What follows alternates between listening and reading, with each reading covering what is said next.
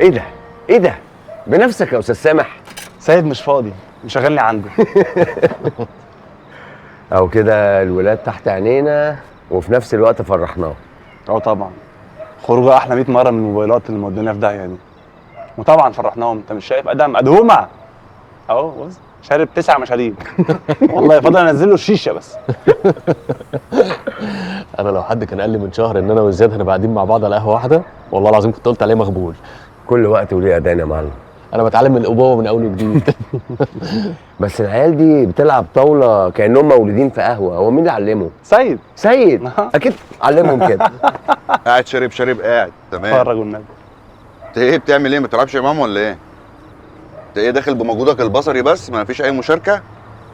العب كده وريني يا ابن فين؟ عاش. قاعد شارب قاعد، ده تشرب ايه؟ نزل له حاجه.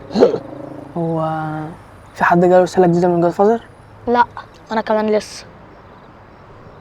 الغيبة دي مقلقاني، شكله محضر لنا واحدة موت. انا كده كده وعدتكم ان انا مش هعمل حاجه تاني من غيركم.